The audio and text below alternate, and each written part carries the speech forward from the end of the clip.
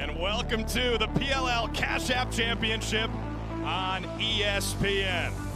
And welcome to Philadelphia on the banks of the Delaware, where today the Utah Archers can become just the second team in league history to go back-to-back. The only other team to do it, their foe today, the Maryland Whipsnakes, on the hunt for their third Premier Lacrosse League title. Here's how we got here. The Whips have won 6 games in a row dating back to the regular season, which matches the longest win streak in PLL history. Speaking of history, the Utah Archers held the Carolina Chaos to just 1 goal in the semifinals last week in New York. That is a record for outdoor lacrosse. It's an outstanding matchup, and we cannot wait to watch it with you. Happy Sunday, everybody. Thanks for spending some of it with us, alongside Paul Carcaterra and Ryan Boyle up here in the booth. I'm Drew Carter. We'll check in with Quint Kessenich on the field in just a moment. And Carc, this is a fantastic showdown. You got 2 real blue bloods of this PLL. Let's start with the Archers. What a performance last week. Well, you look at the Archers big picture-wise, too. I mean, they're defending champs, but they did it on the back of Tom Schreiber, the world's greatest lacrosse player at the moment. He's injured. He's out for the season, so I think they want to play for their captain, but also prove to the rest of the lacrosse world they could win without him. And if you look at Whipsnakes, their 4th championship in 6 years. They'd be the first franchise to win their 3rd. Do you start using the dynasty word here, Drew?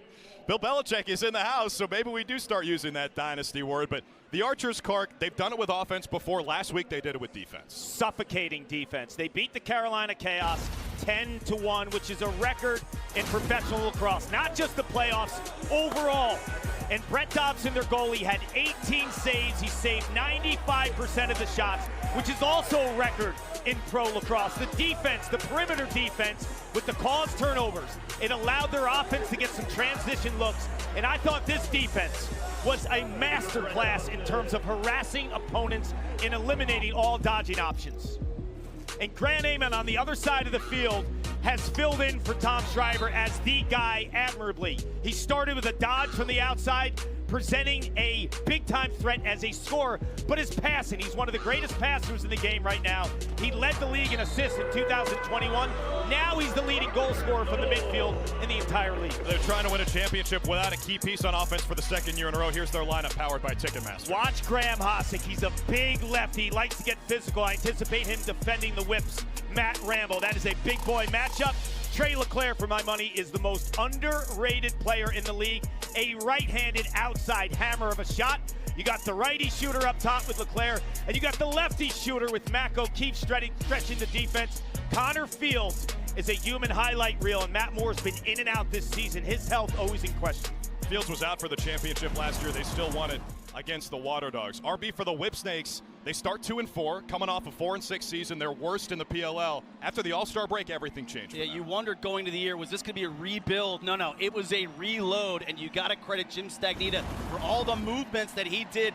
The in-season trades, most notably for Levi Anderson and Ryan Conrad. You can see right there, 2-4, the 6-game winning streak. The offense has jumped off the charts. They've played lockdown defense. They've played fantastic, buttoned-up lacrosse across the board. And it starts with the Rookie of the Year, TJ Malone. He was the steal of the draft, got him in the 3rd round, and all he's done is produce game after game. He leads the playoffs in points. He can create his own shot, and he can also distribute the rock. The other rookie running mate, Levi Anderson, picked him up via a trade. The most lethal move in lacrosse right now is the Levi Anderson swim dodge. There he buried one early against Atlas. He had a hat trick. He got the one early. Here's the game winner in overtime. They've got the rookies, and they've still got the vets, including Matt Rambo's downstairs with Q. Putting together a collection of championship rings at every level. What traits win championship games?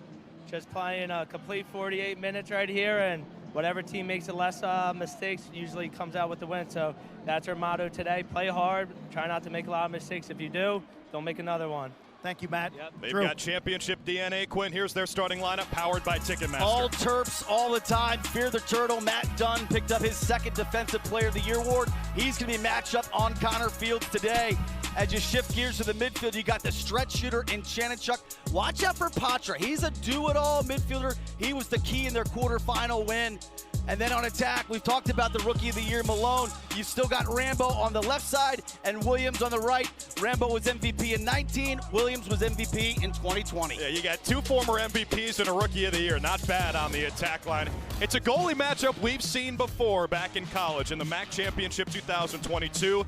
MAAC, that is. Brendan Krebs in Manhattan beat Brett Dobson in the top-seeded St. Bonaventure Bonnies. They're back. They're here today playing for a championship again, Kark. And Krebs wears the number 0 to indicate he had 0 offers as a high school lacrosse player to play college lacrosse as a goaltender. Never started a game in his high school career. Went to Manhattan, burst on the scene.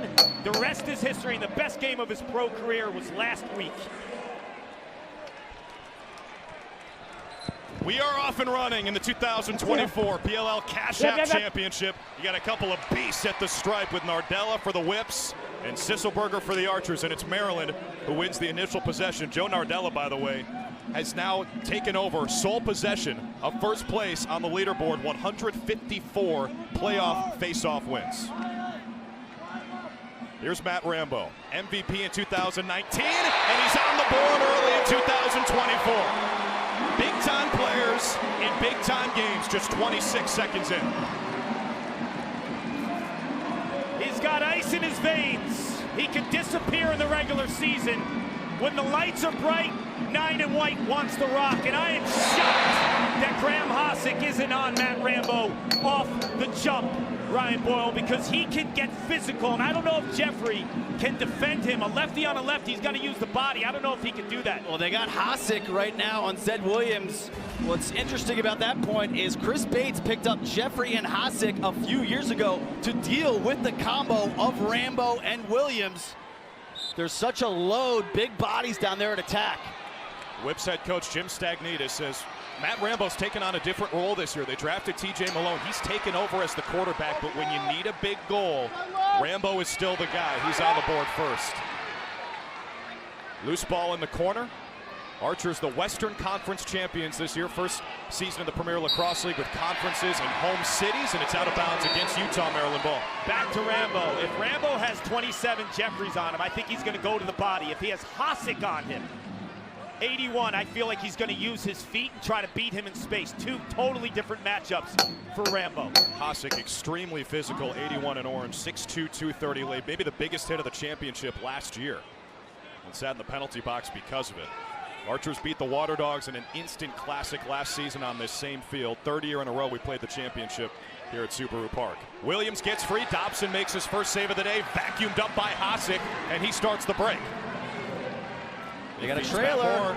Is the trailer. It's Bo Pedersen, the rookie, short stick D mid. Good ball movement. Krebs kicks that aside. Back up, won by the Whips. They're the best team in the league at winning runouts defensively. They run out at a 19% clip.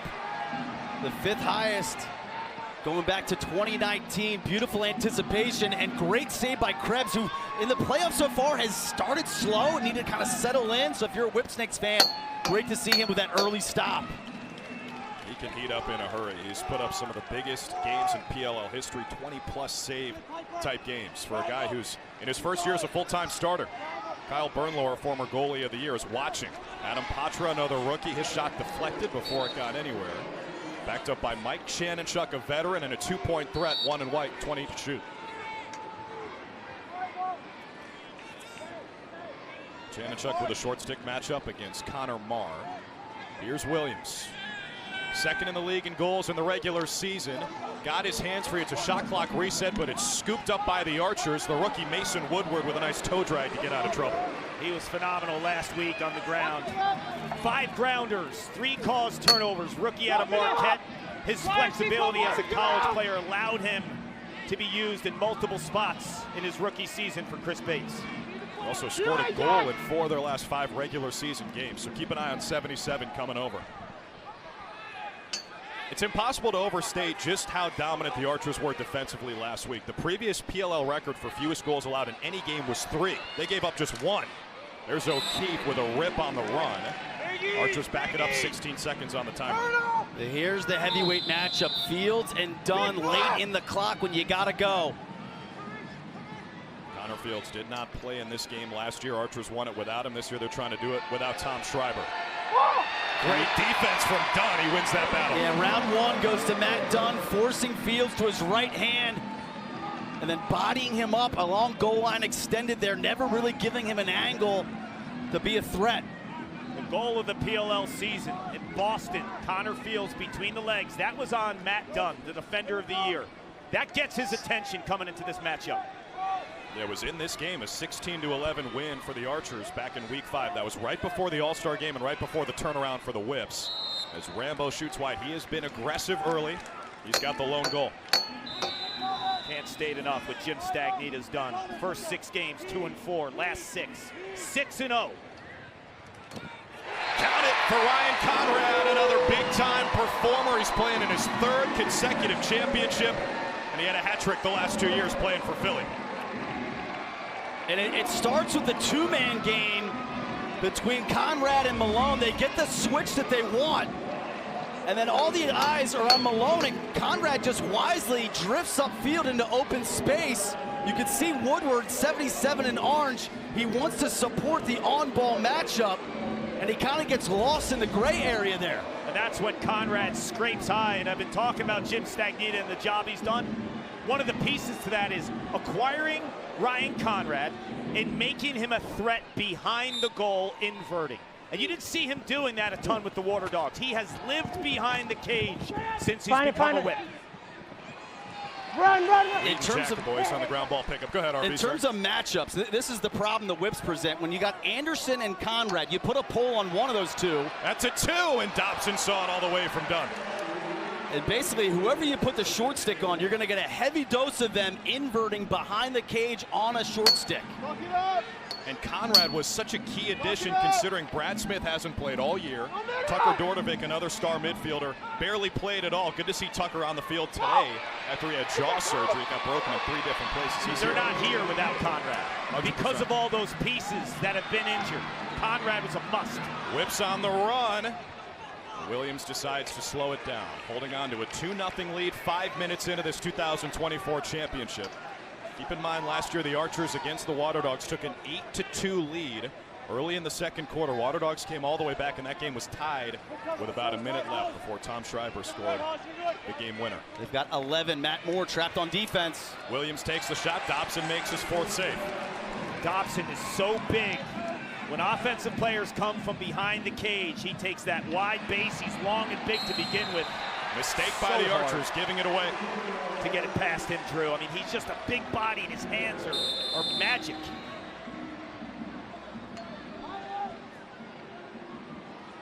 There's Kessenich.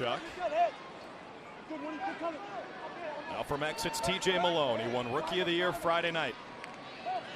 Spent 6 years at Penn State. Takes the shot. Pete Dobson missed the cage. Kessenich on the backup. Malone is a great story.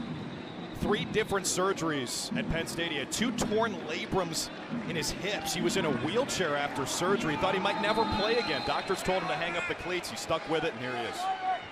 Back-to-back Big Ten Offensive Player of the Year.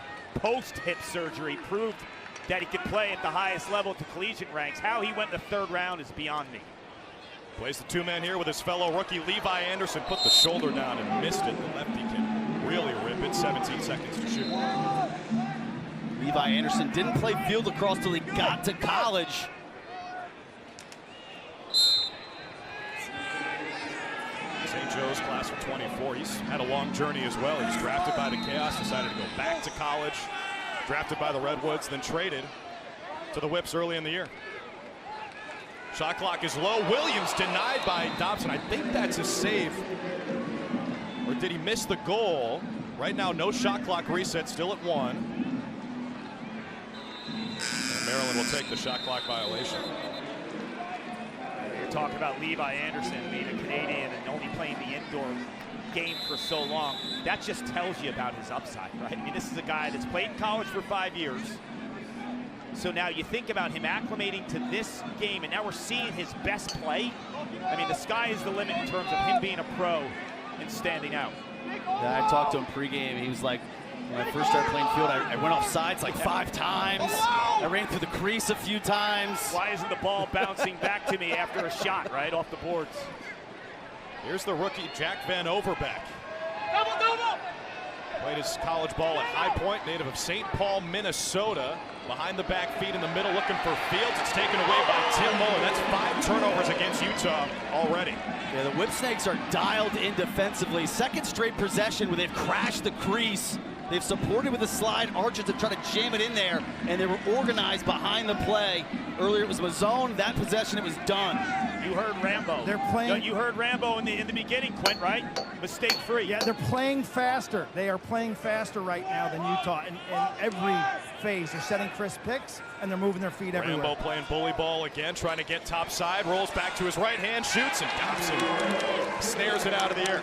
Matt Rambo. So you get the feeling that Dobson's going to have to stand on his head a little bit here early until his team Matt settles Rambo down. told Quint before the game, mistake free. They've had 0 turnovers. Utah's had 5. And another costly turnover in the substitution game. They went offside. Just not what you would expect from the reigning champs. Chris Bates, their head coach, said, "It's ours until they rip it out of our hands." Conrad, the lefty shot. Dobson's got 6 saves in the first quarter. Again, coming off the best performance by a goalie in PLL history last week. Conrad surrounded by orange jerseys. Ground ball is still up for grabs. These are so massive in a game like this. Rambo still in pursuit. It's Archer's ball. Big pickup by Piper Bond. Those short stick D-middies have been so good for the Archers. There's Bond playing offense. Bond, Marr, who were rookies last year, and then Pedersen, a rookie this year. O'Keefe has the Archers on the board. He said, "I'll do it myself."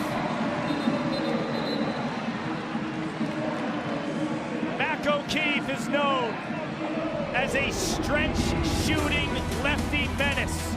There's no Tom Schreiber. Where are you finding your offense? Grant Ament has to step up. Connor Fields has to step up. It helps when you have a 200-plus goal scorer from Penn State who smells the back of the net on a beautiful day, Championship Sunday in Philly.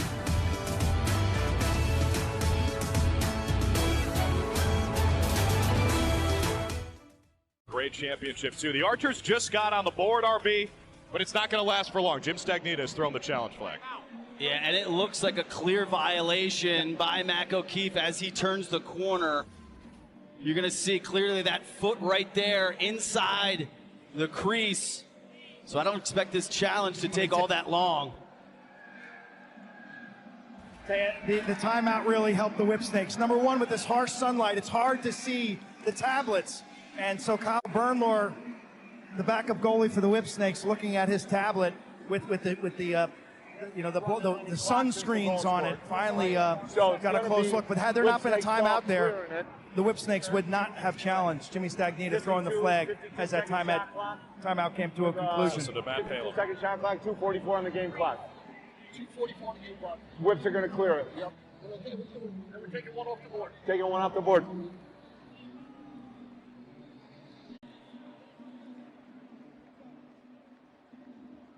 It's gonna be no goal. They're gonna clear it down there with 2:44 to go.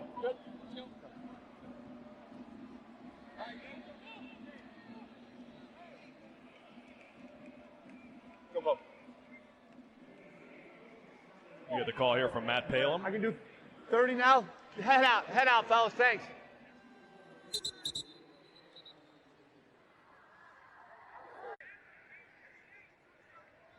I know. Where you going?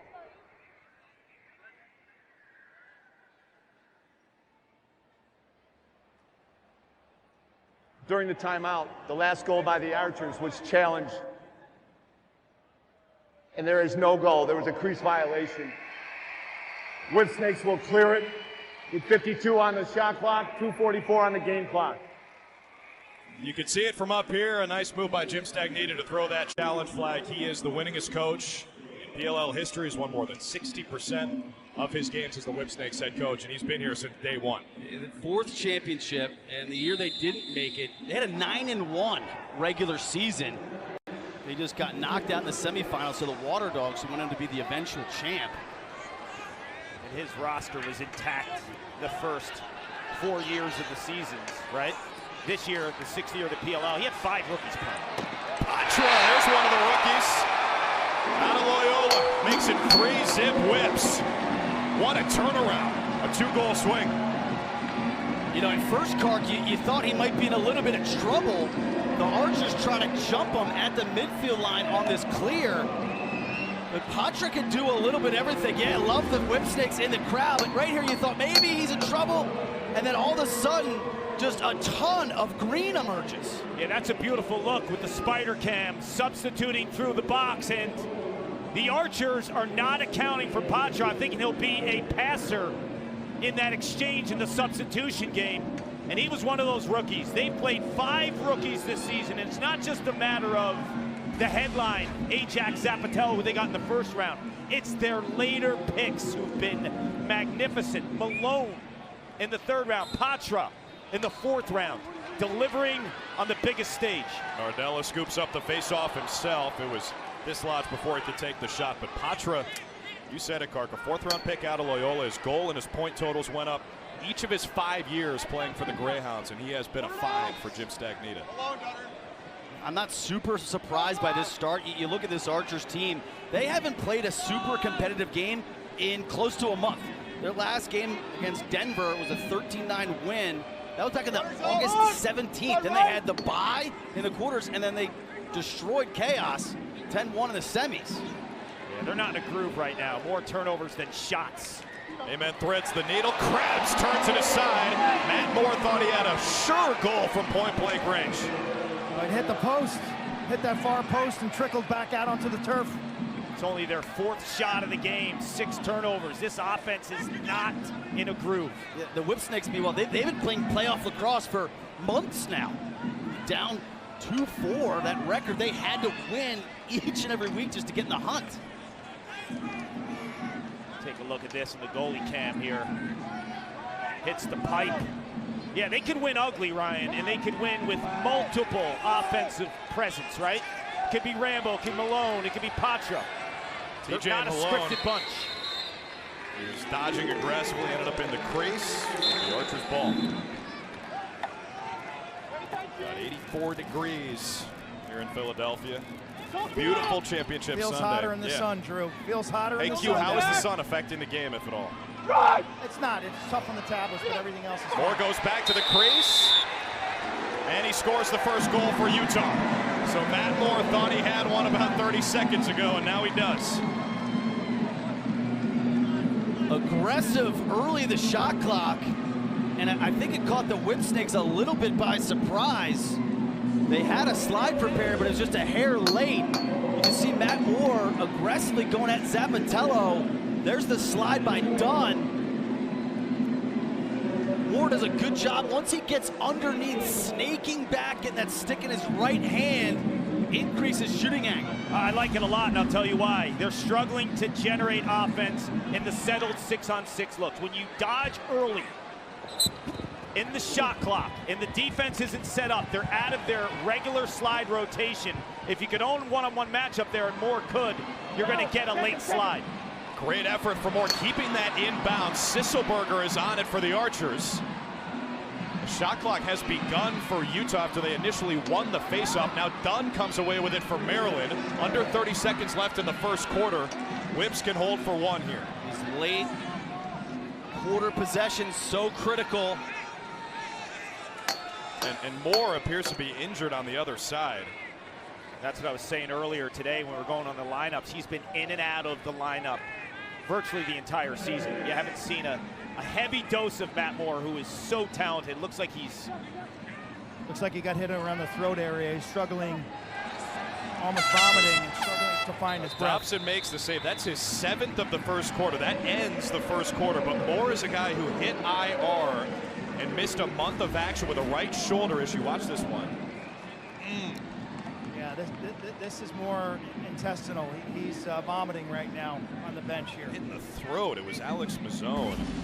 His stick up there in that neck area. So Chris Bates will have to find a way to replace Moore, hopefully keep him in the lineup. He's got the 1 goal for the Archers. We'll be back after this message and a word from our ABC stations.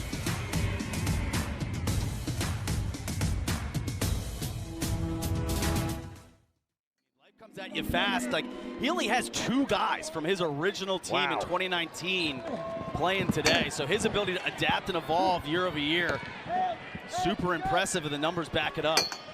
You look back at the Whips, their 2020 championship team, they've got 8 guys from that roster playing today. Adam Patra's a new face, and he looks good in his first championship. The rookie's got 2 goals. With the 32-second shot clock after a face-off win, you've got to have a sense of urgency. And what Patra affords you is the ability to go 2 ways.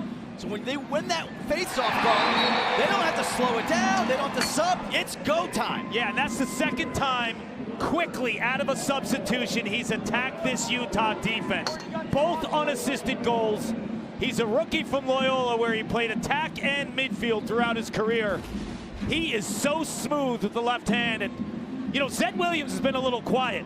1 for 10 shooting in the postseason. He's 0 for 4 today. I said earlier, they can win ugly with multiple guys. Patra's the guy so far. Any hockey fans out there, if the name Patra sounds familiar, Adam's younger brother Matt plays for the Boston Bruins. And Adam's got 2 goals today, leading the Whips to a 4-1 lead. Early second quarter, they win another faceoff. And another ground ball from Squires off the wing. He was second in ground balls in terms of non-faceoff guys in the regular season. He's a vacuum cleaner on those wings. He had 5 last week in the win over the Atlas. Good call, RB. Shot clock below 5 as Rambo gets topside against Jeffrey Wright. He shot, Dobson makes the save. And here comes transition with Mason Woodward. The rookie can stretch it from 2. Gives it up, 𝐂𝐸𝐀𝐻 takes the shot. Krebs on all the way. Now the Whips going the other direction. Conrad gets hammered from behind. It was Woodward on the trail check. He loads it up. He scores! End-to-end action. Mason Woodward with a 2-bomb. Take a bow, rookie. He owned that play from the cause turnover to the rip.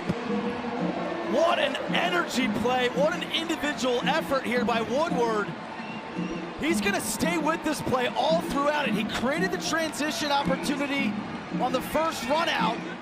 He got the feed from Dobson. He feeds 𝐂𝐸𝐻𝐻. Okay, all right, we're thinking we're going the other way.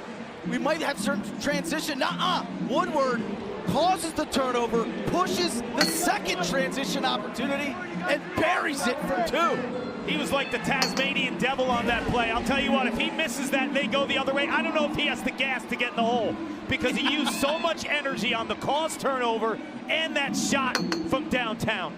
That was way outside. Took that from State College. First round pick out of Marquette, Mason Woodward. What an effort. And you're right, that is a juice goal. It just feels entirely different in this building right now. And that's championship level energy, intensity. You've got to have those type of hustle plays if you want to win one of these things. Sisselberger wins the face-off. The edge is now 5-3 in favor of Nardella. Those guys will be going toe-to-toe all afternoon. Here's Connor Fields.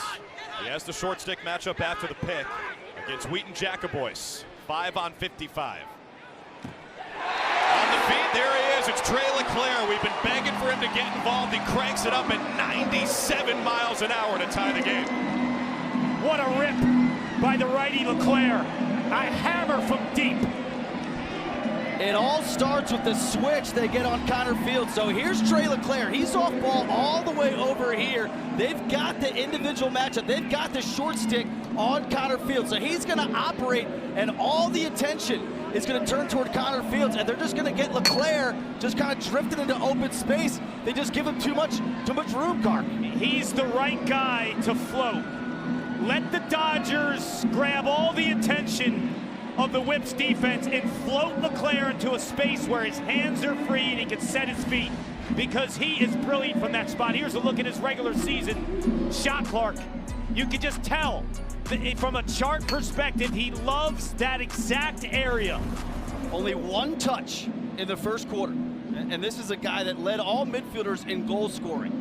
To only have 1 touch, we knew he needed to get more involved. Yeah, he's the most underrated player at his position in the league, because in the past he's played defensive midfield, he's played on wings, he's had to play attack in the past when some guys are injured. He is a complete chameleon, Drew. Nardella lost his lid on the faceoff.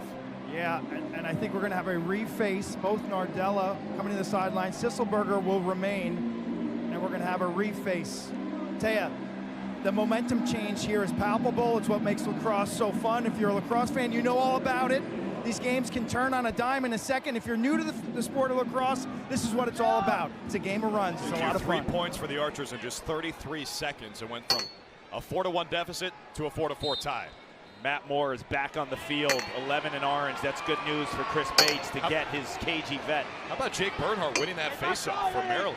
The veteran captain, 83, takes the shot himself. Airmails it, 23 to shoot. You have a violation on Nardella. You have to put a new player in there, Bernhardt, who's been a mainstay for Jim Stagnita. Look away! A chance to win his 4th ring in outdoor lacrosse. That would make some history with time for most all time. Rambo rings it off the crossbar. Ground ball is still loose. Malone had it for a moment. Dobson with the one hand picks it up. Nifty snag there by Dobson. I feel like Rambo knows he's got a physical matchup. The advantage if he uses his body on Jeffrey, 27 in orange. He's not going to do that against Hossack, but against Jeffries, I think he's going to get in the body and make him play the leverage game that he feels so confident he can win. Here's Ament, draws the slide. Zappatello picks him up, the rookie. Ament, the jump shot. Archers take the lead. I'm going to point out a random weird thing here, Clark. This is actually set up by Ryan Ambler. Ryan Ambler comes sprinting out of the box, and he goes right to the crease. And so they had to put a long pole on. And because of that, Ament gets the short stick. Yeah, who needs a pick and a switch when you do that? That is a great find there, Boyle, because when Ambler goes down, it's almost like Ament knows that he's going to occupy that area with a long pole, and he can feast.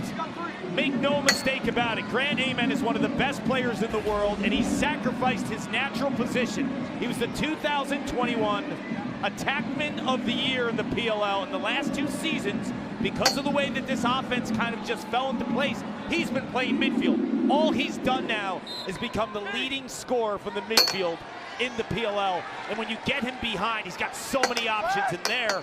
He just felt like he owned goal line extended on Zappatello.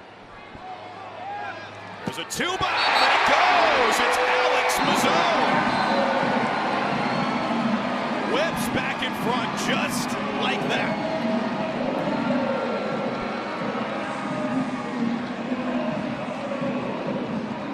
In the regular season, the Whipsnakes had 9 2-pointers and had the highest 2-point shooting percentage. In the postseason, just 1 2-pointer and 7%. Mazzone teased this up, Wiping the goal off. Wiping the goal off. The head of the stick came off before the ball crossed the goal line. Wow. Goal is wiped off. That is a massive. The head of the stick comes flying off as he releases the shot. Therefore, the shot doesn't count. Therefore, the 2-pointer doesn't count. Yeah, the head of the stick fell off his shaft after the ball crosses the plane. Different story, right, Quint? It's a dangerous play. That the head of the stick flies off. He's got an uncovered titanium shaft going towards a defender. That's a dangerous play. That's the right call. Let's go down to the PLL head of competition sets here, and Seth, explain that rule for us, please. Guys, you cannot score a goal with a illegal stick, and at that point in time, after he shot it or during the motion of shooting it, the head of the stick popped off, which would make that stick deem it illegal at that point in time. We got to take that 2-pointer off the board. Seth, what if the ball crosses the plane and the head of the stick falls off his shaft after it crosses the goal line? Yeah, I mean, there would be some time that had to elapse, and we'd have to take a look at that and see if there's any, any video evidence that would prove that situation. But at this point in time, in his follow-through, the head of that stick came off at that point. All right, Seth's hearing it. Thank you, sir. Thank you, guys. Safety issue. Yeah, So, it would be a dead ball once the ball crosses the goal line. Yeah, that's my point. so it wipes off Mazzone's first goal of the whole summer. And the Archers are still in front. Williams is stopped on the doorstep. Dobson's got it. And his outstanding first half continues. That's 9 saves for Dobson. who again is coming off the best goalie performance we've ever seen in the PLL. Yeah, and Zed's not in groove right now. Zed is not feeling it. Typically, he always finishes right in front of the crease with his right hand there. It's almost automatic. Big credit Dobson. These aren't like routine saves. Like these are. Leclerc sprinting out of the box. Back to Ament up top. Approaching 5 minutes into the second quarter. Archers holding on to their first lead today. They trailed 4-1. Ambler in front. Great trail check at the last second by Roman Puglisi. He's going to get called for a push. It'll stay here. That should be a reset of the shot clock. Back to 32.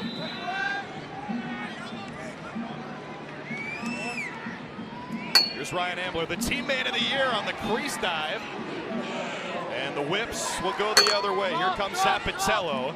Let's go under the helmet with Archers goalie Brett Dobson, powered by Cash App. Hey, Wires, you're good. You're good, Graham, Island. Hey, check power. Island, Woody. You're good, Woody. Lefty. Righty. Drive up. Hang on, Woody, hang on. Get there. Watch the pick here. Ghost, look away. Get there. Pete. Support here. Pete. Go.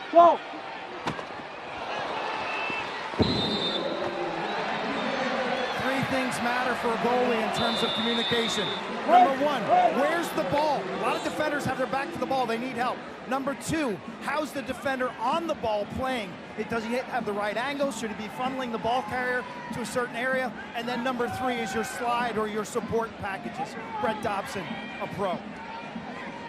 Broken down by Quint Kessenich, one of the best goalies of all time. That's 10 saves for Brett Dobson. He's locked in again. Here's Van Overbeek, takes the low shot. Backed up by Matt Moore. Interesting that Van Overbeek still playing even with Moore back in the lineup. 𝐂𝐸𝐀𝐌𝐿𝐻 replaced Moore in the last week of the regular season. And he was tremendous. The game-winning goal on a 13-12 victory over the California Redwoods in overtime. And then he had a fourth quarter goal to tie it. Ice in his veins, and this rookie is not going to back down 8-orange from this big stage. He has forced his way into the lineup for Chris Bates' team. Fields dispossessed by Bernhardt, who's playing a great first half. It's taken away by the Whips, and here comes Contra. That's 9 turnovers against Utah. Will Mazzone try it again? No, he dishes it to Zed Williams. We'll see if they can get him involved. Tonight, 7 Eastern, 4 Pacific on ESPN. Our Sunday Night Baseball matchup features the Dodgers and the Braves. Coverage begins with Baseball Tonight Sunday Night Countdown at 6 Eastern, 3 Pacific. A 2-ball from Colin Heacock. First time we've said his name here. Yeah, ill-advised sub by Dyson Williams, 51 in orange. Maryland's winning the substitution game right now. Jimmy Stagnita told me that was key number one.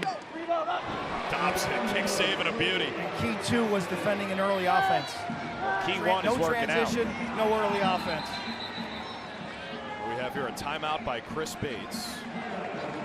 Philly guy, take his use it or lose. He can't bring it with you to the second half, so the Archers use their first timeout. Leading by 1, 4:18 to play in the second quarter.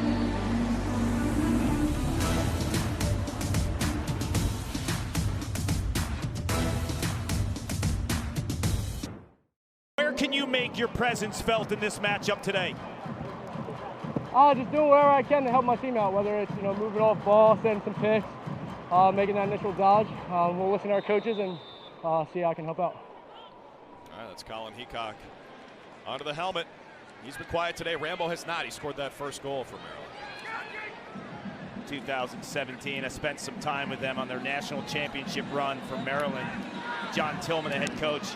2 characters, but when the stakes are high and they're on the field, their competitive nature kicks in. And 2 Maryland Terp legends who won a national title, now trying to win a PLL championship for the first time together because Heacock wasn't part of those back-to-back runs. Been with the Chrome the last 3 years. Here's 𝐂𝐸𝐀 takes the shot. Nice save by Krebs. The one down low. I told you about this goalie matchup. It's the same one we saw a couple of years ago in the MAC championship, MAAC. Manhattan and Brendan Krebs beating Brett Dobson and St. Bonaventure. That year, by the way, Dobson saved 66.5% of the shots he saw, led the country for the second year in a row. He has carried that efficiency to the PLL. He was a finalist for goalie of the year. He was unbelievable last week. Same thing today. That's his 12th save. That's absurd. 12 saves. Ridiculous. Field level, Quint. Break down these saves. This is a shooter's field, first of all. This is the fastest surface they've played on all summer long. And what Dobson's doing well right now is moving his feet, going pipe to pipe, getting his body involved. This is a grass field, manicured beautifully. There's a bouncer. It's Conrad, his second goal of the first half. Well, if the ball didn't bounce their way with Mazzone's stick flying off, it did on this play, because Conrad was not the intended target. You're going to see Malone. There's a couple teammates inside. You see Williams cutting and Patra drifting from behind the cage. Meanwhile, Conrad is just behind that fray, and the ball just kind of luckily trickles out to him. Yeah, that ball's intended for 36 in white. Zed Williams, Johnny on the spot, Ryan Conrad, national champ at the University of Virginia in 2019. He has a title with the PLL Water Dogs and was part of that huge mid-season trade that was so critical with all the injuries to Rookie of the Year last year, Tucker Dordovic and Brad Smith. Clean win for Nardella, takes it right to glory, missed the shot. Malone from outside, closest to the ball when it goes out of bounds. Maryland keeps it with 24 to shoot. It looked like somebody got a piece of that Malone shot. Island, drive him. Sit, drive him. TJ Malone doing TJ Malone things. He's got a couple of assists. Up to 48 points, including the playoffs in his rookie year. Utah polling Levi Anderson. Anderson trying to go to work. Gets the shot off as Woodward provided the help. Didn't hit the net, so 7 to shoot. So that means 𝐂𝐇𝐀, who we just spoke to, he'll get a short stick. It looks like Piper Bond will be on him, and 𝐂𝐇𝐀 by the box right now. Yeah. Karkin, the other guy that's got to produce, I think, for the Whips is Chanenchuk. If they're polling Levi Anderson, that opens up some opportunity for some other midfielders. So Mike Chanenchuk's one of the best two-point shooting midfielders in pro lacrosse history. Veteran who's statistically a little bit down this season. Folks, don't forget our Week 2 Monday Night Football matchup featuring the Falcons against the Eagles. 8 Eastern, 5 Pacific on ESPN. Peyton and Eli are back on ESPN2, joined by Bill Belichick for the first half. Your nephew Arch had a monster game last night in Texas. I'm sure that'll be on the docket. Q was there, right? Unbelievable. What'd you hop on the red eye from Austin? Nah, 5:50 a.m. Is he faster than his uncles?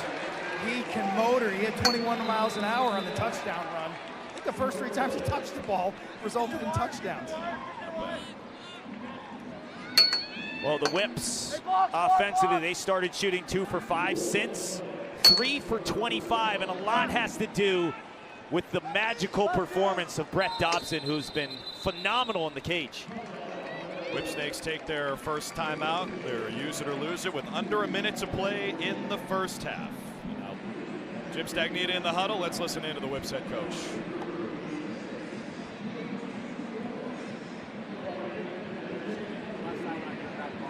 Well, then why don't you run all the way around and run the, you want to go double counter, or we can go quick? Can we get quick on it? Quick or not? Yeah, I like that. I think we go quick. Let's test it quick here. Okay. We haven't inverted. All right, you're getting the pole? Okay. Let's take our time. All right, let's get a good dodge. Don't go back too quickly. All right, let's go with quick for pots. Hey, and if we don't score, What I love about their huddles is there's a collaborative element to it and then a decisiveness. He gathers information, builds some consensus, but ultimately, he's the head coach. This is what we're doing. And he's flanked by Drew Snyder, offensive coordinator, really a rising star in the professional coaching ranks. You remember, as a player, he's one who drew up the play that won them the 2019 title on this turf. it's a dictatorship, but with a democracy feel. Yeah, a little bit of both. You know, and you listen to these huddles throughout the course of the season, which we have, he changes. I think it's an impulse and kind of just improvises and feels where he might have the matchup. It's not like he has his go-to formula. We've heard all those players' names be called in huddles throughout the course of the season. Patra's got 2 goals. The rookie playing in the championship here in the first half. They got what they wanted, but they couldn't execute. They got Patra on a short stick.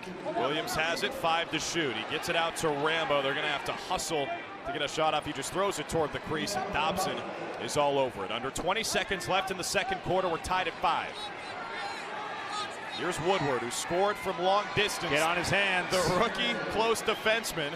He's hunting his shot, it looks like. 6 seconds until halftime. Woodward on the roll in the shot. Krebs backs it up. Get on his hands. That ball is moving, and it's hard to track with a 6-foot pole. Nasty. Good if it goes. Krebs will fling it all the way down to Dobson. And folks, it's exactly what we signed up for and exactly what we expected. A tight one here in the 2024 Cash App Championship. Maryland 5, Utah 5. Let's go down to Q. For a 5-5 game, a lot of action. How would you describe the tempo? It's a championship game. Obviously, they're throwing some good punches at us. They struck first. Was happy with how we battled back. Our defense played really well. Dauber settled in there, and the offense started getting rolling. What are the challenges that you're facing on offense? I think it's pretty simple. I think we just need to sub onto the field with pace, sub off to the field with pace, and just get downhill on these guys. If we can draw slides and move it, that's when the easy goals start happening. Thanks, Grant.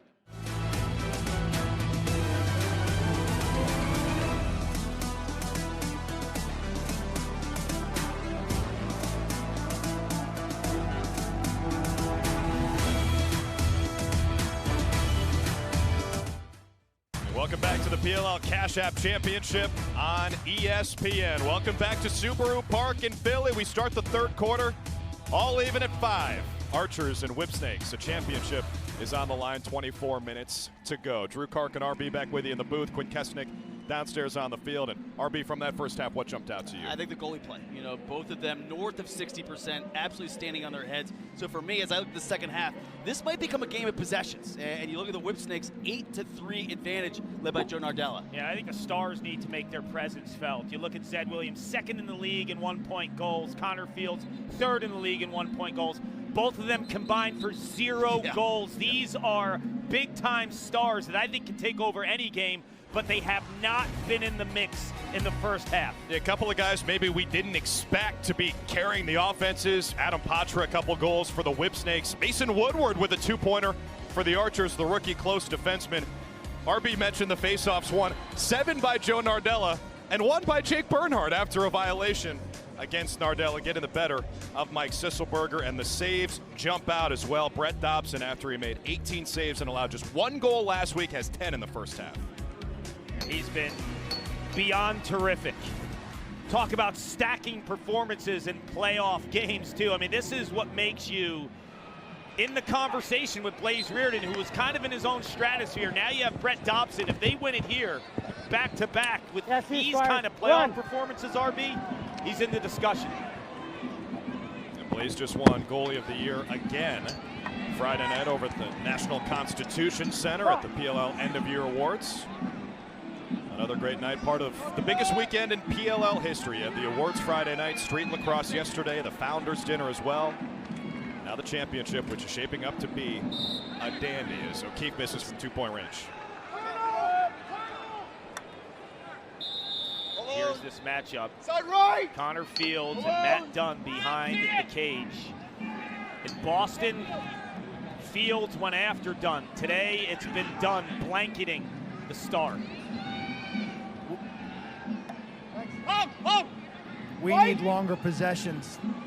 Chris Bates, Archer's coach, and you've seen that play out right here. Spinning it around, here's Matt Moore, who scored once in the first half. This pass to Ryan Ambler, off the mark, picked up in front by Connor Fields. Fresh 52 for the Archers. Here comes O'Keefe, loads it up. Krebs made the save. That was terrific goaltending. Krebs goes to a wide base and a low crouch, inviting the high shot, and poof, takes it away at the last second. He baited that one. You need rapid fire reflexes and top hand speed to do that one, Quint. Against Mac O'Keefe, I mean, that is his sky hook, is the low to high rip. 𝐂𝐇𝐀, by the way, played in his 4th consecutive championship game every year since he entered the league. He started with the Chaos, now with the Archers. Here's his old college teammate, Grant Ament. Some of the fastest feet in the sport. This is Fields up top now against the short stick Bernhardt, under 20 to shoot. Ament matched up with Tim Muller, kind of the unsung hero of this Whipsnakes defense. He gets it to 𝐂𝐇𝐀 from his knees, and Krebs makes the save. He tried to feed Puglisi on the outlet. It was knocked away, and the Archers maintain possession. This is going to be about 2 minutes on the offensive side. This is going to tire the Whips out. If Utah can get some subs, which they have now, these are fresh faces on a tired defense. You got to move your feet on that outlet pass, young goalies. Like a quarterback in the pocket, create your own passing lane. Move your feet on your outlets. Let's see if Fields can get involved. He's still matched up with Dunn. 2-time Defensive Player of the Year, including this season. Now LeClaire. Scored once in the first half. Dunn switches onto him. Aggressive switch there. Whipsnakes defensively since the All-Star break have been the best team in the league. 𝐂𝐇𝐀 gets back to his left hand and bounces it home. 2 goals for Mac 𝐂𝐇𝐀, and the Archers strike first in the second half. It looks like 𝐂𝐇𝐀 potentially wants to go back to his right hand. He makes this move, and I think the Maryland Whips feel like he's going down the alley, but by keeping it in his left hand and the slick stick protection right here, when he switches it back to his left, he avoids the slide, but also puts it into his strength, his left hand. Yeah, you could see that slide just a hair late by Squires. It's just a gassed Whipsnakes defense. Multiple shots, multiple opportunities, and shot clocks on the same possession. It's just too difficult to defend. First goal in more than 12 minutes for Utah. Nardella wins it cleanly. Right to glory.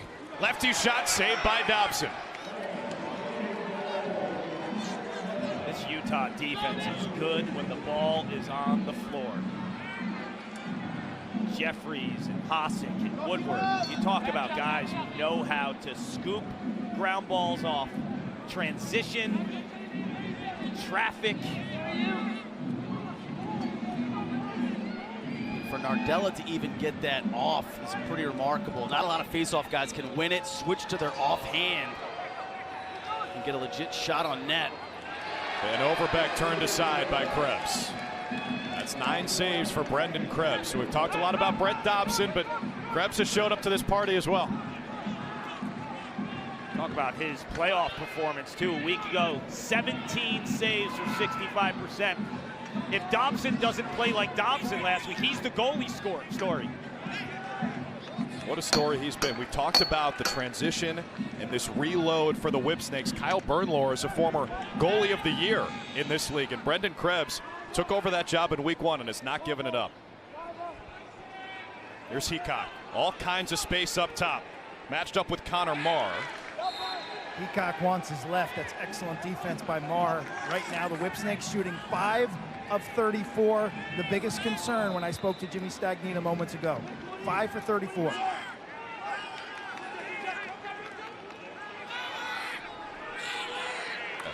Here's Malone, sets it up. Conrad, that'll count. I think it does. Ryan Conrad's got a hat trick in the championship for the 3rd year in a row. And all 3 of his goals have come off assists by Malone. So credit Malone with his 3rd apple of the day. And the Whipsnakes were actually substituting behind the play. And so Archers had an extra defender. Malone's gonna get his defender hung up. He's just gonna survey off ball. There's that little pick inside. You can see 𝐂𝐶, he goes inside, sets a pick for Conrad, who comes off it, ultra quick release. He gets that in and out of his stick in the blink of an eye.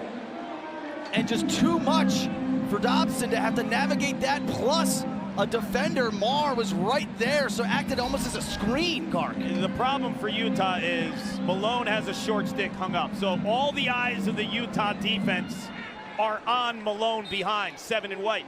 Conrad, being the smart lacrosse player he is, knows that's his opportunity to cut. A little bit of a lull play them a little bit, and then bam, cut. Sisselberger won the face-off cleanly. Archer's operating in that 32-second shot clock. Moore gets back to his right hand. A step on Zappitello, and he beats Krebs. When you go early in the shot clock, there's just a little bit more space to operate, and Moore has feasted on those opportunities today. Normally there's a rollback, you expect a slide, but when it's 5-on-5, Kark, there's just a little bit more space to operate. It's 5-on-5, but it's also Ajax Zappitello who's holding his opponents in the second half of the season to under 20% shooting, so they are putting a lot of confidence in their rookie right there without sliding to him. And Moore knows if you get to the middle of the field and there's no slide help there, look at that angle he's shooting at. Sisselberger knocked off his spot by Nardella. His pass out of bounds. Great effort in the corner by Moore. Flag. We got a flag behind the play. Whipsnakes foul. Whipsnakes foul number 91. 30-second technical push. I'll tell you one crazy thing with the Whipsnakes is they've been in power play kill positions all season. Nobody has scored in the power play against the Whips.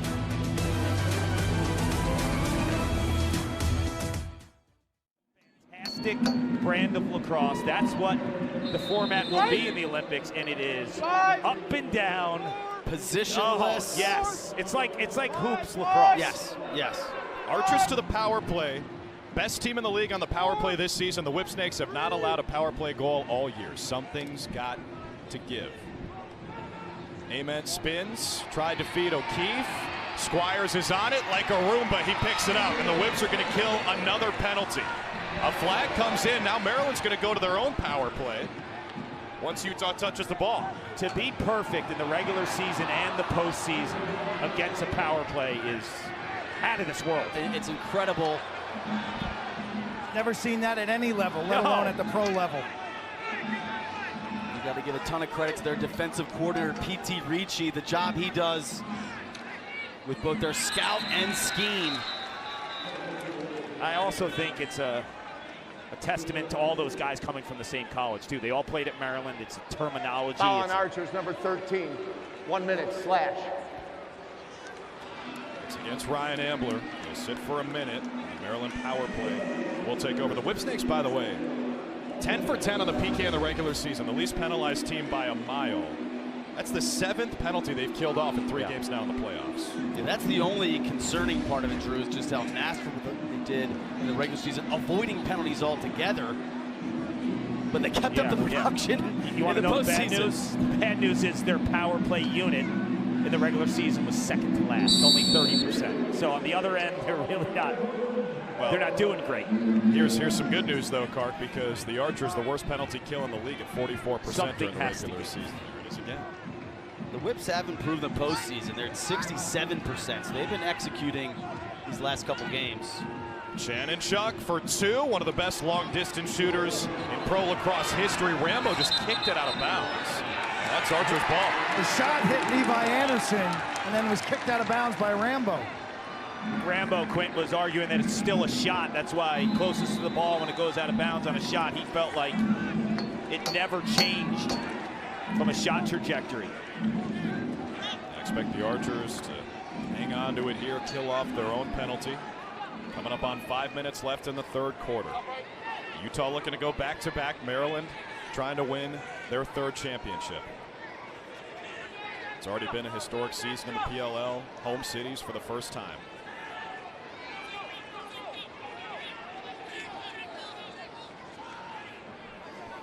There's a switch. Mazzone, the pull onto Ament. Looking for some help from his teammates. Under 15 to shoot. Ament can go as quickly as anyone in the sport. On the rollback outside the arc. The underhand feed. A 2-bomb is on the way in the sub game from Cam Wires, who came on to play offense. Typically more of a defensive player. Never hit the net, so no shot clock reset. And there's the horn. Maryland ball. Don't forget tonight, 7 Eastern, 4 Pacific on ESPN, our Sunday night baseball matchup, 2 of the best teams in the NL, the Dodgers and the Braves. Coverage begins with baseball tonight, Sunday night countdown at 6 Eastern, 3 Pacific.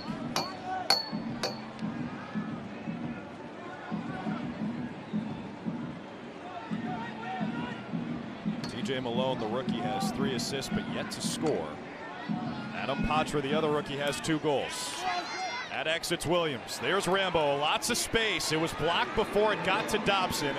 This Archers defense is humming. Fight for the ground ball. Intense, as it should be in a championship game. And Zed Williams comes away with it. No shot clock reset, though, so single digits to shoot.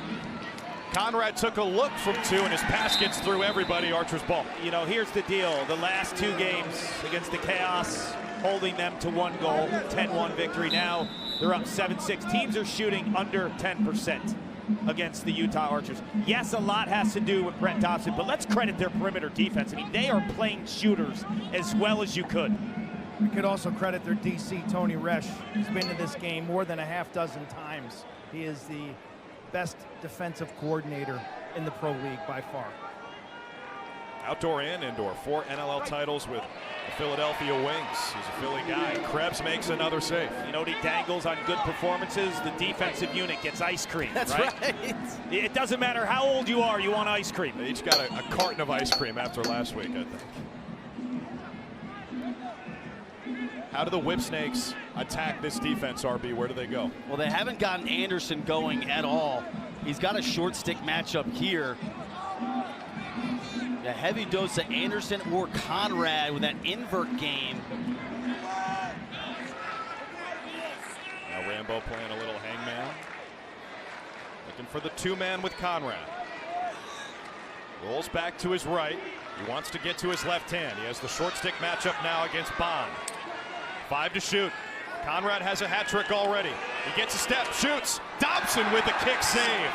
Conrad had a great look, and Brett Dobson made another stop. Archers are going to go to the power play when the Whipsnakes touch the ball.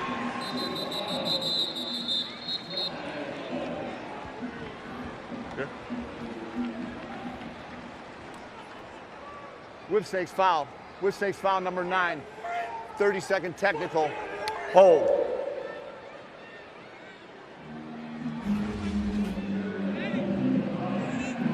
There you see Rambo comes in with that left hand and just grabs Robbins.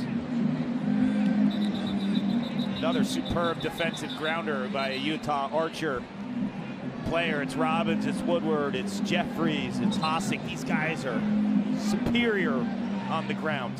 Sensing some offensive frustration here on the Whip sideline. It was a good start for him, 4-1, but they've gone quiet. Another chance in the power play for the Archers. Can the Whips stay perfect on the PK? It's Ament at X. Great stick from Muller. That almost trickled in, but Muller takes the pass away. You know, that doesn't look like a big play, but that's a huge play by Muller. Stick is always in the right spot at the right time. It's the little things. You're taught that in grade school when you're playing man-down defense, right? Stick in the passing lane, not biting for fakes. And he had the skip pass and it had gotten through. Franchise built on fundamentals. It's how they won their first 2 championships. Why they're in position for another one here. Williams on the jumper, and Dobson tracks it down. It'll be a shot clock reset, 14 saves for Brett Dobson. Now Malone from X against a shorty, Connor Mark. You got to support this matchup. You got to support it. On the rollback, Dobson, there's your support. Just let the goalie make his 15th save. He does such a masterful job of holding that near pipe, forcing his shooter's hand and then exploding. Game clock, shot clock here. A 10-second difference. Here's Patra on the invert. The backhand shovel, and Dobson is dialed in. He picks up the ground ball himself and starts the clear. He does going early, come back to bite the Whipsnakes. They could have held longer in that clock. Section 131 is all St. Bonaventure. Yes, I was just going to say, those are his college boys, and when he picked up that grounder, they were standing. Last-ditch effort, it'll count. Dyson Williams beats the horn on a great setup from Ryan Ambler.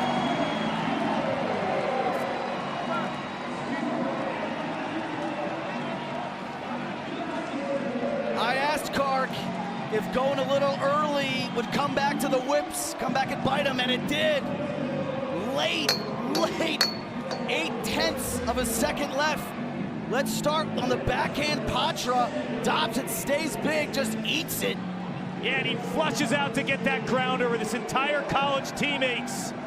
The third-year pro has them on their feet. And then Dyson Williams, you want automatic? This guy has scored over 200 goals in his career at Duke.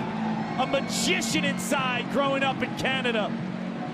Son of Sean Williams, a box lacrosse legend. He's got the same hands as his old man, and he can sniff out the back of the net. He's given Utah a 2-goal lead as we go to the fourth quarter.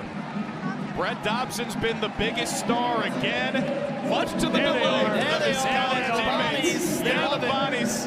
They're hoping he gets a little revenge against Brendan Krebs, who beat him in the 2022 MAC Championship. They're 12 minutes away from going back-to-back. Archers 8, Whipsnakes 6. We're back after this message and a word from our ABC stations.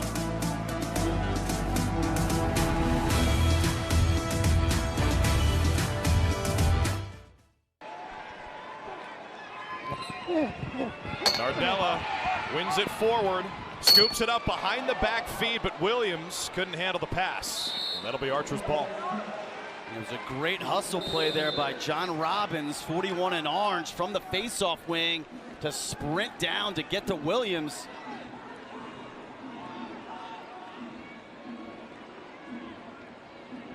Ament brings it across, shaping up to be another tight one in the championship. The last two have been one-possession games decided by 2 goals or less. A couple years ago, the Water Dogs beat the Chaos 11-9, and last year it was these Archers over the Water Dogs 15-14.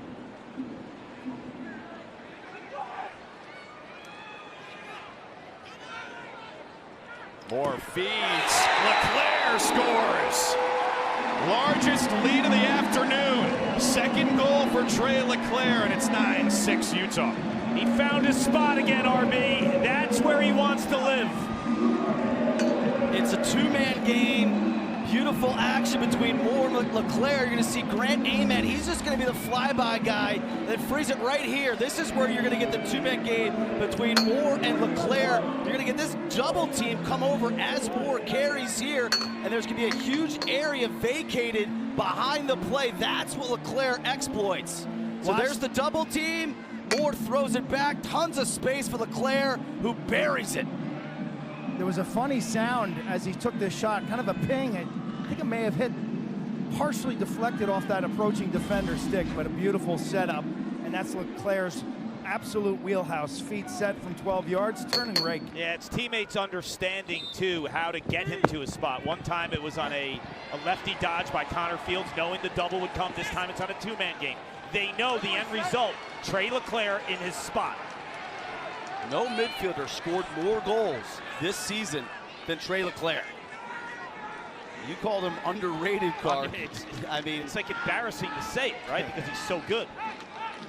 Former attackman at Ohio State, played some D-midi just to stick on this roster, and with Schreiber out for the year, LeClaire starting midfielder. O'Keefe, that's it's filthy. A hat trick! That's filthy. Oh yeah, Mac O'Keefe with the silky mitts. 10-6 Utah.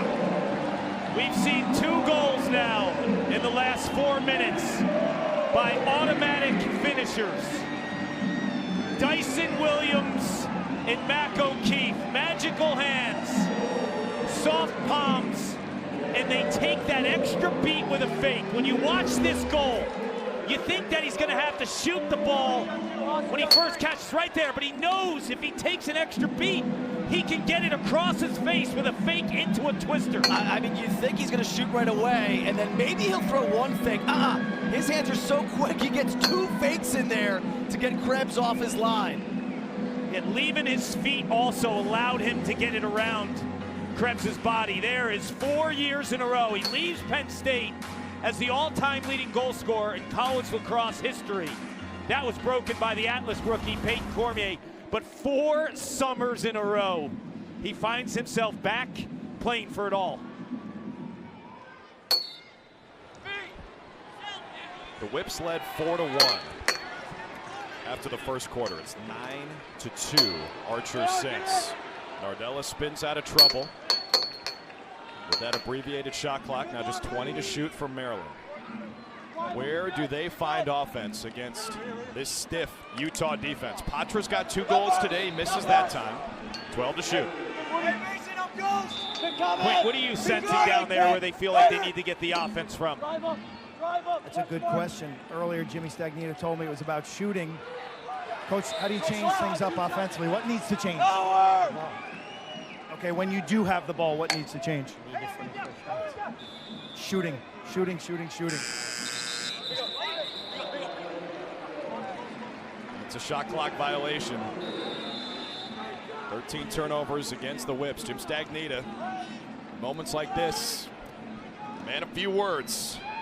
His team trails by 4, but they were in a similar situation last week on Long Island. They trailed by 3 with under 5 minutes to play against the Atlas.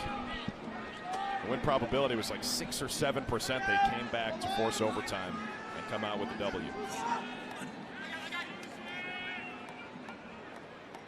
This is Connor Fields. He still hasn't scored today. And the Archers still leading by 4. 3 minutes into this 4th quarter.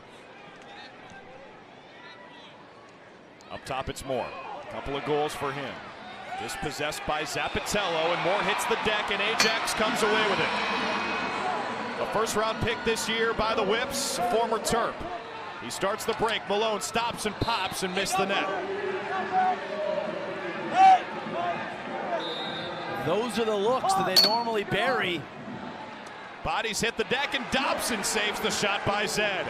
Another clean save for the Canadian. Starts the break.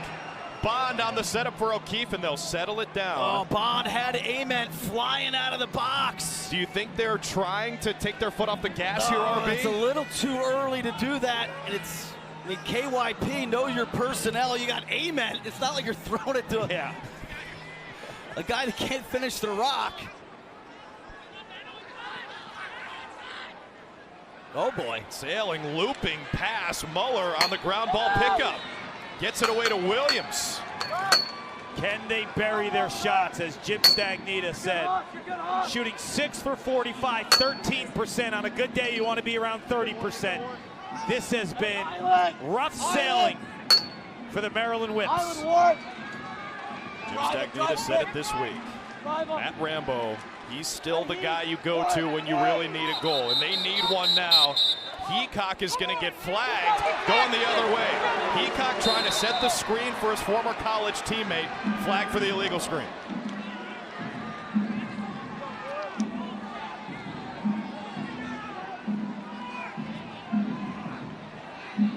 Each of the last 3 seasons in the PLL, the champion from the previous year has lost in the championship game. Archer's trying to buck that trend and go back-to-back. Maryland scoreless for now more than 12 minutes. It's a 4-0 run for Utah. Here's LeClaire as the shorty matchup against Jacobois. Now Fields floats topside. Against the defensive player of the year, Matt Dunn. Fields can't get his hands free. LeClaire feeds the crease, and Krebs makes the save. There's Van Overbeck right on the doorstep. Jacobois clears.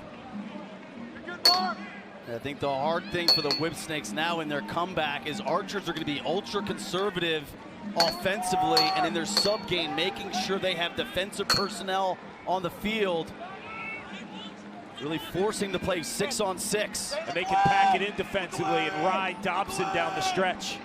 Malone looking for an outlet from X. Woodward picks him up. Malone shoots off the mark. Backed up by Williams, 17 on the timer. Maryland in the regular season, 9 two-point goals, which was middle of the pack in the PLL. Williams, count it! They were calling for a award. Sometimes Zed is just too big. He got one. Don't count him out just yet. Yeah, he finally got one. I said it at halftime. Don't count him out just yet, Carc. Yeah, 36 had to come to the party. Second in the league in goals. The wizard known as Zed Williams uses his body. The Whips are down 3, but they're knocking.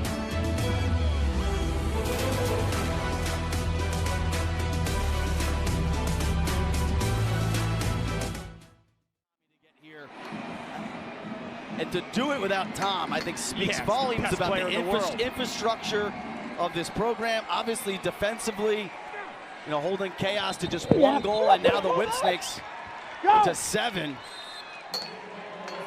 But do not count out the Maryland Whipsnakes. They were down 3 with under 6 minutes to play against the top-seeded Atlas last week. They came back, tied it, and won it in overtime. Zed Williams just got to the board. Malone was hit before the ball got there. It's a turnover. 15 of them against the Whips. Archer's in transition. Krebs is out of his net, makes a save. He made a save 8 yards away from the goal. Gave it right to Fields, and he makes him pay. Welcome to the party, Connor Fields. What a crazy sequence.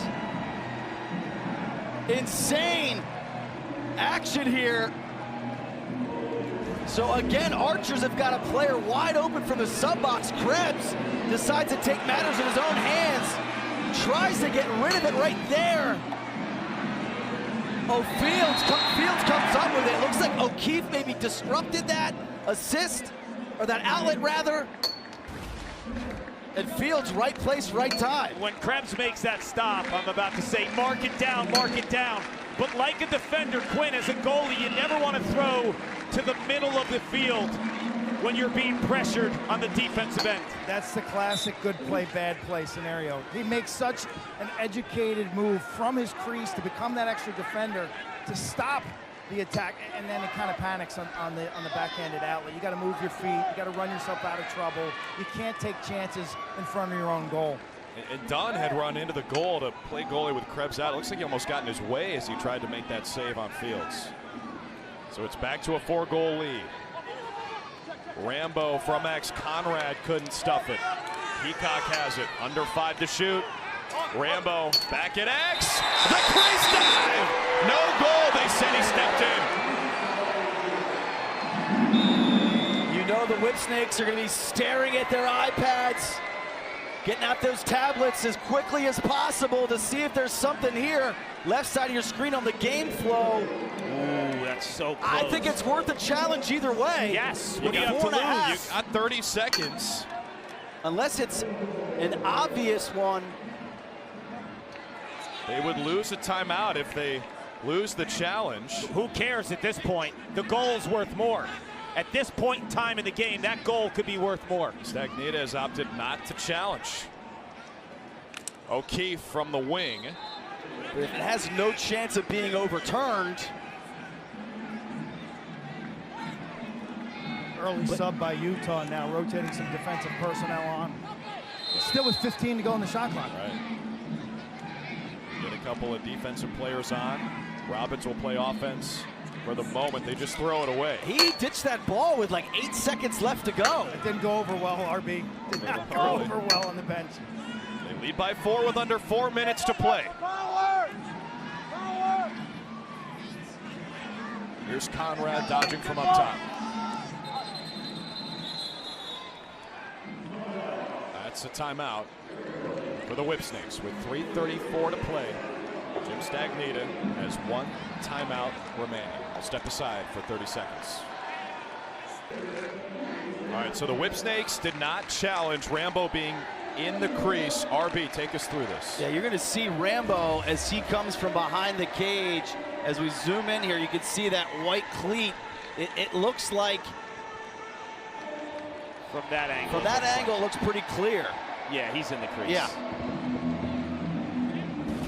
live action, I'm saying to myself, is it worth the challenge? Because the goal at that point in time.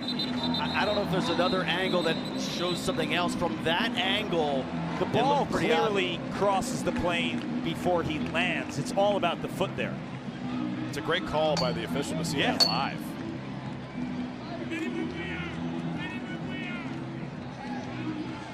You see the 2-point shots for Jim Stagnita's team. They're 0 for 7 today. This is still technically a 2-possession game. Utah will switch on all picks outside the arc. They're very, very conscious of the 2-point shot right now, according to Tony Wrench, their DC.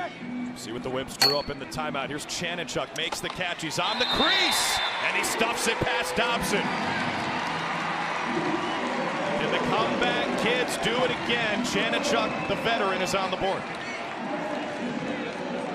This is just a beautifully designed play. They're going to get a little inside-out action. So Rambo's going to carry upfield, freeze it right here. You're going to TJ Malone. He's going to flash here. Rambo's going to hit him inside. Off your screen is Kessenich. He's going to flash back door to all that open area. And then TJ Malone's going to hit him with that pass right there. So a little inside-out action. There's the back door by Kessenich. Beautifully designed play coming out of the timeout by Jim Stagnita and offensive coordinator Drew Snyder. They stole that one from Notre Dame. That's a play we saw this spring. Yeah, I love that, Quint, because you have two players in unison, right? Kessenich starts moving at the same exact time that Malone does when he gets the pass. That play's been around for longer than this past spring, just for what it's worth. Quint was referring to Notre Dame. I know what he's referring to. Yeah, Chris Kavanaugh finishing those shots. That play has been run for years and years and years. Good Aris Barra, great artist. It's like the Mumbo. When it works, it works. Every faceoff so critical right now. Whipsnakes violated there, so it's Archer's ball as we cross 3 minutes to play. Yeah, this game is coming down to shooting. I mean, the Whips are shooting 15%. The Archers are at 32%. Canning their shots. Can Maryland hunt to 2 and bury their shots, but they're dealing with Dobson on the other end. Yeah, he's a big reason why. 45's got 16 saves. Shot clock is down to 5. Archer's content to kill some of it as Ament dumps it into the corner. They'll set up their ride. And why that matters is the game clock keeps going despite the shot clock violation. Good call. So that 8 seconds earlier, he threw it so early. Right now, at this a juncture in the game, not only do you get the shot clock juice, you get the residual juice from them picking up the ground ball. Coming up on 2 minutes left in the fourth. Here's Zed Williams. Kessenich sets the screen. Williams a wild shot. You do have Joe Nardella. So my feeling is if you have a good one opportunity, don't press it 2 right away. TJ Malone has 4 assists today, up to 50 points as a rookie. Just 2 away from the rookie record in outdoor lacrosse. Held by our guy Ryan Boyle and Mikey Powell. Here's Kessenich, their best threat from 2. Takes the lefty shot inside the arc. Malone runs it down, 10 seconds left. Kessenich, their best outside shooting presence, 1 in white to hunt to 2. 5 on the timer, great check. Archer's ball, they take it away from the Rookie of the Year, TJ Malone. It was the former Defensive Player of the Year, Graham Hossack. 17 turnovers for the Whipsnakes. And now you start doing the math, $1:15 to play. Yeah, you gotta start pressing out here. You gotta start forcing the issue. You're gonna see Krebs leave the crease. Krebs playing defense. They will double team the ball. 1 minute left. Archers by 3. Ambler tries to swim out of trouble and draws the flag. It'll go on Puglisi. Ryan Ambler, the veteran, what a smart play. Alley-oop for O'Keefe. There's the hat trick for Mac O'Keefe. And it should be the dagger. It will be. And now, if you start to zoom out. Good goal on the play. They had a hold against the Whipsnakes. He gets wiped out. All even face-off. And as you start to zoom out now, Kark, I think you've got to start talking about this Archer's defensive performance in the postseason in historical context. Yes, and props to Tony Resch and Chris Bates, because At the end of last season, their starting defense looked drastically different than this lineup. Matt McMahon retires. You have injuries to starters. Graham Hosick, week one's not even there. He's not on the roster. So you think about the first weekend of the season up in Albany. This defense didn't look remotely close to it. Mason Woodward now has become a mainstay. The growth of this defense, to me, is the story. Everyone thinks, oh, they won it last year. They're back at it with their defense. Well, guess what? It took time, and it's been a beautiful thing to watch. And that man is the backstop. Brett Dobson makes his 17th save. The shot clock is off, and the Archers can coast to a back-to-back championship. And you can hear the St. Bonaventures, the Bonnies, they're chanting MVP after that last save by Dobson. He's going to have about 40 guys at the post-game tailgate tonight. I hope he's got his wallet. The celebration is on. It's still theirs until someone rips it out of their hands. The Archers are champions again.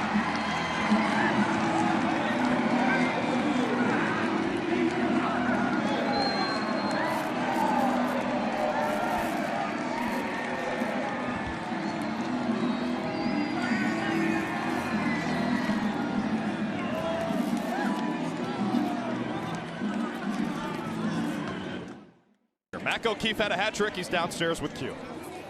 How do you describe this massive teammates in this celebration, now back-to-back champions? It's just a culmination of everything, right? We've battled through injuries, we've battled through some adversity, and losing Tom was a big hit for us, but we had guys step up, especially Ryan Ambler, step into that leadership role and carried us from there. How did you convince yourself that you could win without him? I think, you can't replace a guy like that, obviously. He's like one of the best players in the world, but everybody has to pull their weight a little bit more. Not do too much, but just pull a little bit more and give that group effort. So I think that's what we were able to do the last few games. Slow start today. You almost got dusted early in this game. It didn't get away from you. What changed offensively? What perked up? I think, honestly, from prior experience I've had, I always know it's going to be a close game. We're going to level it out at some point, but we had to figure it out. So we knew we had to get to around 12 goals to make this in our favor, and we were able to do that. But yeah, everybody's just pulling their own weight and came out with the win. Your goalie put up saran wrap in the playoffs and wouldn't let anyone score on him. How do you characterize the play of Brett Dobson? It's unbelievable. Honestly, it's terrible going against it in practice. So, but yeah, I mean, I actually broke his head before the game, so he was using Nick Washuda's stick. Backup stick. Yeah, so that was pretty wild, but you wouldn't be able to tell. He was lights out for us. Mac, thank you. Congratulations. Thank you, Quinn. Last 2 weeks for Brett Dobson, semifinals and championship, combined 35 saves, 9 goals allowed. That's sick. Q's on the field with Connor Mark. Connor, we're talking to a short stick defensive midfielder who just won a championship. How do you best describe what the defense was able to do in the semis and today in the finals? I mean, obviously it starts down low with Brett Dobson. He's the best goalie in the world. He's the best goalie I've ever seen. And then it's the 3 down low guys, right? Hosick is just an eliminator. Warren just goes out there and does his thing. And Woody has just been an absolute stud as a rookie, doing his thing in transition, getting us going early. And then the rope unit, we just try to do our best to hold these middies down. We come out there with Resh's game plan, and we just try to lock it down and do our thing, and it's been successful towards the end of the year. What was most critical to Tony Resh's game plan? Just taking away what they like to do, right? They like to go into those single inverts. A lot of guys with some pretty strong hands, right? Make it uncomfortable for them, and give Dauber shots he likes to see, and when he gets shots he wants to see, he's pretty unstoppable. Thank you, Connor. You got a trophy to receive. Drew. All right, Quinn. The celebration is on. It's deja vu all over again. The Archers celebrating here in Philadelphia. Back-to-back champions in the PLL. For the celebration, let's toss it over to our public address announcer, Jake Zimmer. Fans, please direct your attention to the field and join us in welcoming Shea Cornett for our PLL Cash App Championship Trophy presentation. Thank you, Jay. And now to present the 2024 Cash App PLL Championship Trophy, we say hello to CEO and co-founder Mike Rabel. Thank you, Shay. What an amazing game. Thank you to all PLL fans. You are truly the best fans in all of sports. I want to quickly recognize and congratulate Coach Stagnita and the Maryland Whipsnakes on an unbelievable season and an unbelievable legacy your program has built. I also want to thank our partners. We can't do this without you. I want to thank ESPN, Ticketmaster, Whirlpool, and Cash App for your support. And now, I want to introduce your back-to-back 2024 PLL champions, the Utah Archers!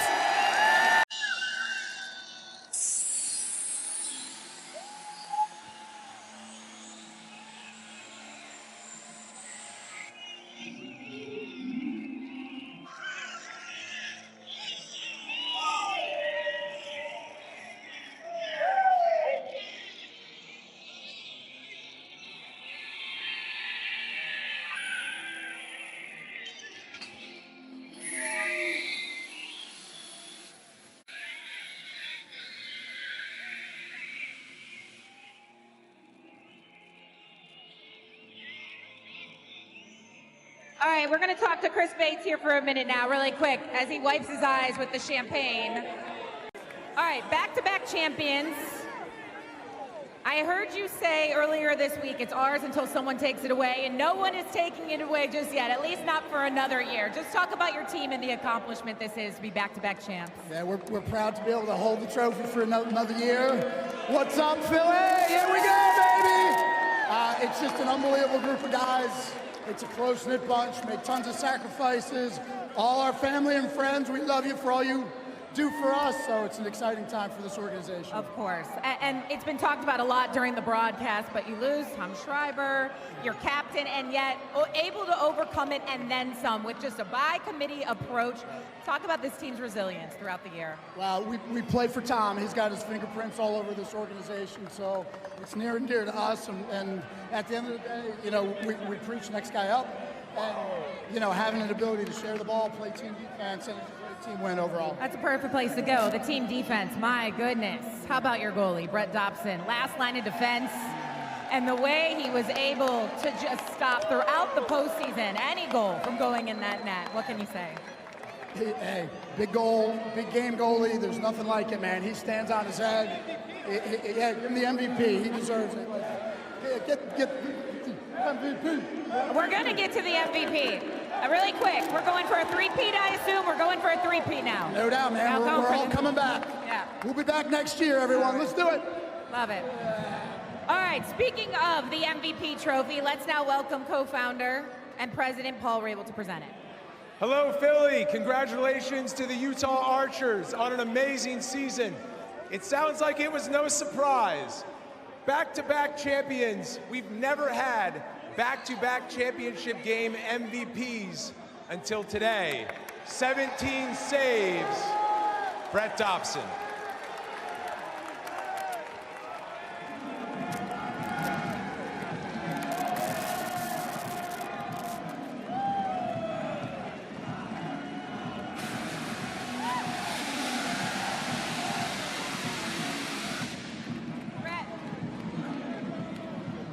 I know he wants to celebrate, so I'm going to make this quick. Paul just said it. Back-to-back MVPs, back-to-back champions. Just put this into words really quick. Words can't describe how good this feels to be here with my teammates and to do this again and repeat it. It's always the hardest thing is to do is repeat. And we faced a lot of adversity this year with Tom going down and a lot of other guys going down as well that couldn't be here today. But at the end of the day, it's about the guys in the locker room, and we did a hell of a job winning this. And I couldn't be here without them. And my defense in front of me did a hell of a job and let me see shots I want to see. I had talked to a couple of your teammates on SportsCenter a few times, and they had told me you being the last line of defense really provides a lot of security. And so how much pride do you take in that your team knows they can count on you in moments like this? I mean, I take a lot of pride in that, but as well, going the other way, we got one of the best offenses in the league, and I think that, they give me just as much confidence as I do in them, so I'm really grateful for that. I'm going to ask you what I asked your coach. We're going for the three-peat now, I assume, right? Hell yeah, of course we are. All right, good. Congratulations. Thank you, I appreciate it. Yes.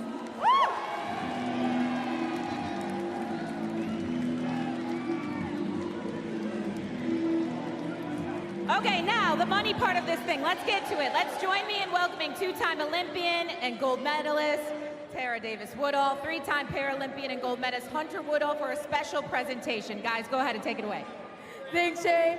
We'd like to thank our partners, the PLL and the Cash App and Visa partners. And Cash App and Visa are presenting the champions, the Utah Archers, with a $50,000 check.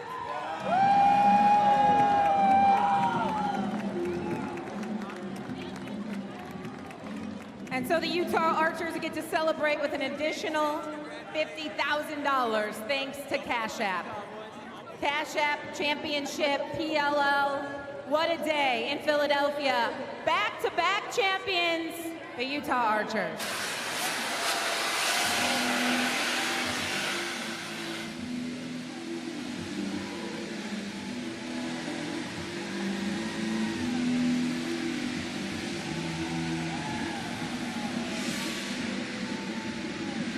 All right, Shay, they have done it again.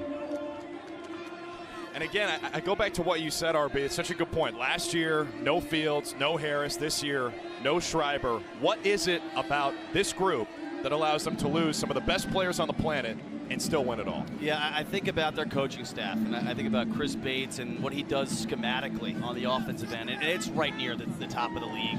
And then you look at Tony Resch. No one has won at the professional level more than Tony Resch. And whether it's a head coach, assistant coach, just no one has. That's okay? 4 outdoor and 4 indoor. Even more, but like no one has. Okay, just no one. So if you want to have a lockdown D, he's the guy. And then, not to be overlooked, Kavanaugh runs an incredible substitution box, and what they're able to generate in terms of advantages there. So you look at those 3 phases of the game. You start there, and then you drip down to the culture. And that's where Tom Schreiber, I think, really has established exactly what it means to be an Archer. And then when they draft guys, right, they trust their draft, their scouting process, and when they draft a guy, they put him in, and they let him make mistakes. They don't say, okay, you're going to play for a game, and we're going to see what happens. We're going to pull you out. They draft you, they play you, and if you make a few mistakes, they let you grow into that role. Well, we talked about Tony Resch, their defensive coordinator, who's on the field with Q. Coach, congratulations. An amazing job when we reflected on the Albany weekend and what this looked like at the beginning of the year. Where do you think things transformed the most? Great question. We have such veteran leadership. I just feel like it takes a little bit of time. We had 2 brand new pieces with Bo and Woody coming in, so I'm not practicing every day. You know, I used to that as a high school or college coach. So I feel like probably about mid-season, Denver, I think we really threw a little bit of a switch, but it's just a process, and it's hard to speed the process because you're together so infrequently. But we do Zoom calls. The guys are incredibly good about asking questions, especially the young guys. And when you have senior leaders like Grammer and Warren Jeffrey to kind of help those young guys along. And I mean, it's weird to think that Piper and Connor Marr are veterans. They're in their second year. Sometimes I forget that. But yeah, we're just blessed to have some guys that work hard, they listen, they learn. Is the right headline Archer's defense propels Dobson to spectacular heights, or is it Dobson propels Archer's defense to spectacular heights? Well, you're a keeper, former keeper, so I would defer to you, but I think it's kind of a perfect balance. Dobber's very clear about, you know, there's certain shots he does not mind seeing, and we try to do that in the scout in terms of like this player and this spot on the field. We want to try and take that away, and if we get him, you know, to his offhand or to certain spaces on the field, he's comfortable with those shots. So his input in terms of how we want to defend certain guys is a huge piece of the puzzle. But yeah, I think that they're equal parts, I guess I would say. Great. A little bit of a slow start today. The first 5 minutes nearly got unraveled on you, and then you guys found yourself. When did you feel comfortable? When the final buzzer went, I guess comfortable with. I just felt in the third quarter we established ourselves, but after we got through that rocky start, the one great thing about our group is nobody gets like panicky or they come off, and we made a couple mistakes and we said, okay, here's what happened there, and we say, okay, good, we kind of learned from that one and try and keep building and not let those mistakes happen. And they're great. I mean, obviously Staggs and his staff do an amazing job with the Whipsnakes. That's a really tough group to deal with, so couldn't be more proud of our guys to hang in there. That mentality comes from you, Coach. Congratulations. You got another ring. I don't know where you're putting it. Do we get ice cream tonight, Coach? Do we get ice cream? Yeah, we got another ice cream, no doubt. I took him to Reading Terminal Market today for a little taste of, or yesterday for a little taste of Philly for last week's performance. That was a tough one to top, but we'll take today's effort anytime. Congratulations, Coach. Ice cream.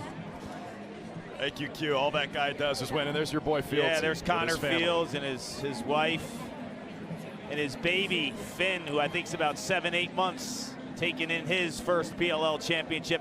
You know what's kind of telling and fitting for me is I listened to your words about roster construction and the draft and how Bates and Resch piece everything together. And then I listened to Quint's conversation with him, and we use that word process so much in sports. Their process comes down to one word: patience. Yeah.